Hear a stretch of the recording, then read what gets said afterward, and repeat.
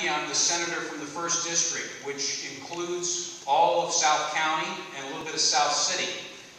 I served for 6 years in the House of Representatives in this chamber, and for the last 4 years I've served as the senator. Now, I want to applaud Representative Haefner. I don't know if you know, but out of the 163 representatives in the House of Representatives, about a dozen actually do the Glory Awards for their schools and their community.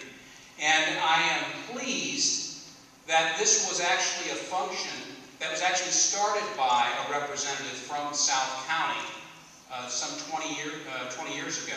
And we've continued this tradition and doing this for all of our public schools and private schools and making it available for them in our community. I think that it is a very positive thing that we recognize young people where they stand out and actually exhibit these different virtues that were very important to the founders of our state. So again, I congratulate you that you have been recognized as a standout. Now that I've recognized you, I also want to challenge you.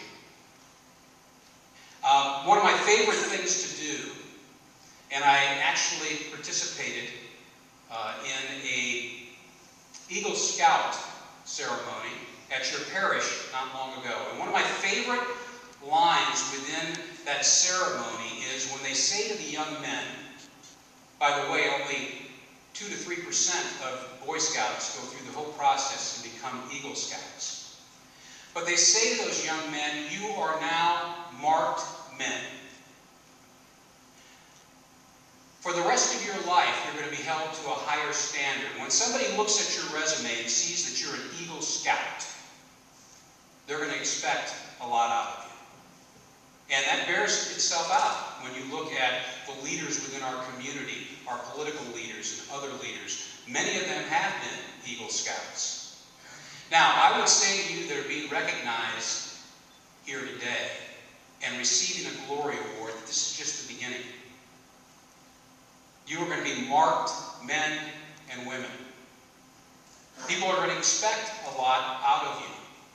And I would encourage you as you continue along your road, whatever vocation the Lord might lead you to, that you do all things well.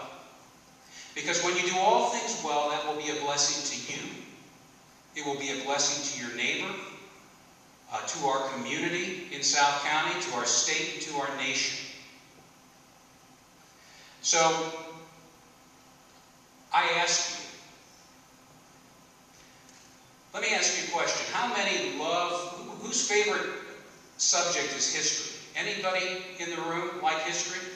Not too many hands are going up. A few. Well, I would challenge you today to know our history.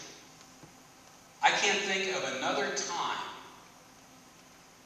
in the history of our country where it's so important for the next generation to know who we are and where we've come from. You know, you've probably heard this. Our nation is at a crossroads, and we've got some big decisions in front of us. And from our vantage point, we're turning over that role to the next generation. So it's going to be your responsibility.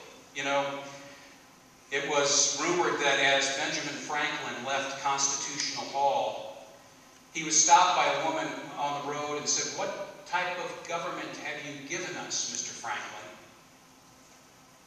And she said, "A republic, madam, if you can hold on to it." And it's so important that we know where we've come from, because if we don't, we won't have a clue to where we're going. So I would encourage each and every one of you to know our history and to embrace liberty and freedom in everything that you do. And that means you've got to be involved. You don't all have to run for office. You don't all have to be a politician. But you need to know what's going on around you. That's so important.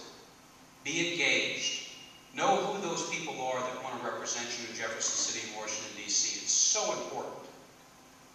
We're turning this thing over to you, the next generation.